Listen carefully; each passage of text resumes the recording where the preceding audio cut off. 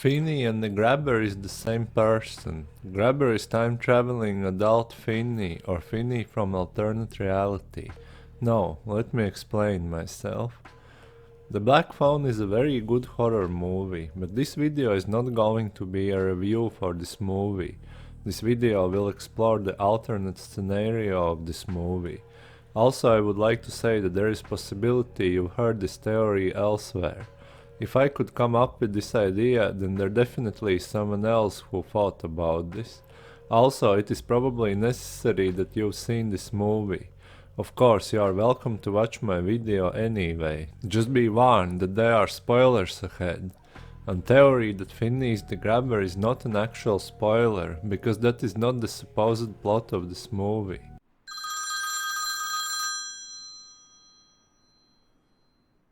Let's establish the world of the Black Phone first.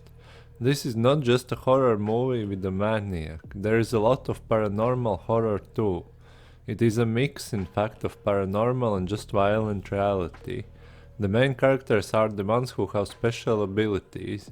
Finney can talk to ghosts and Gwen can prophesy through dreams.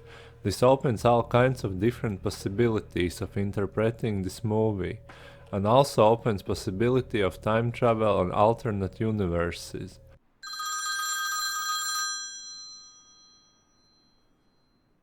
The Black Phone itself is the key to this theory. Of course, it was cool when Finney beat up the Grabber with the phone in the end, and that he could talk with ghosts through it. But if he had the ability to communicate with ghosts, there probably would be another way of doing it. There is more to this phone. Why there was this phone in this room and there's nothing else? Why wouldn't Grabber throw it out or move to another place? It draws too much attention to it, and this is intentional. The Grabber himself is the one who starts to talk about it. He's trying to figure out if Finney can hear the phone ringing. That's why he was creeping on him while Finney was sleeping. It wasn't just to creep. Once he establishes that Finney can hear the phone, he doesn't do this again. The Grabber also says to Finney that he could hear the phone ringing when he was a child, and this could be due to the fact that phone was working then. But it as well might be that the Grabber is Finney, and that's why he could hear the phone during his childhood.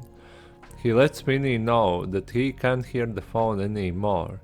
But these are lies, because one of the ghost letters says that the Grabber can hear the phone ringing. But who can hear a phone out of service ringing? Only people with these special abilities. What are the chances that Finney and the Grabber both have these?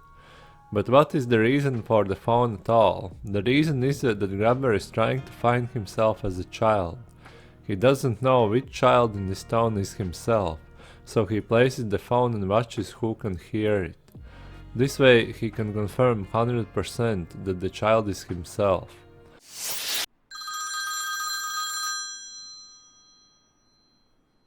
Then we come to a motive why Grabber is doing this. Why would he want to unalive himself? We have to look at Finney's family here. His mother was one who had special abilities too. Later in the movie we find out that she could hear voices in her head, and in the end she unalived herself. The father is so upset about this that he beats Finney's sister pretty violently if she only talks about her special dreams. He doesn't want the same future for his kids his wife had. But maybe Finney's mother not only unalived herself but did something more. That's why the father has so strict attitude against any special abilities. I guess we will never know. This is leading to the possibility that Finney grew up and became a serial killer, because voices in his head said to do it. He inherited this from his mother.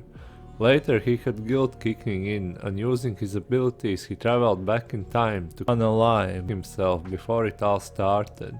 This way he could end all this madness, and this is the motive for you.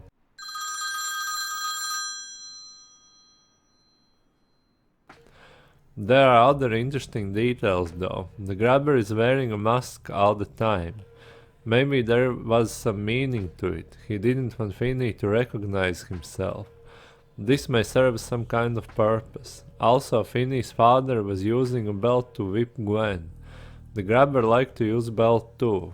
Finny's childhood trauma could have gone to the adult Finny. That's why the grabber liked to use belt. The grabber also was very interested in finding out Finny's name. Why would this matter so much if he weren't looking for himself? There were other details serving a symbolic meaning. For example, the grabber used two very similar houses. This may indicate that there exist two different realities. The grabber had a brother close to him. Finny didn't have a brother but sister. However, Finny had a close relationship with his sister, just like the grabber had with his brother.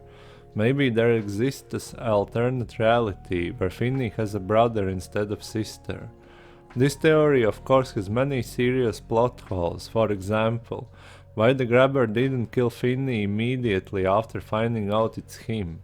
Why would he continue to play these games? I guess we will never know. I'm almost certain that my little theory wasn't intended to be interpreted this way by the movie makers. But at the end of the movie, we know almost nothing about the grabber himself, so possibilities are out there. Thank you for watching.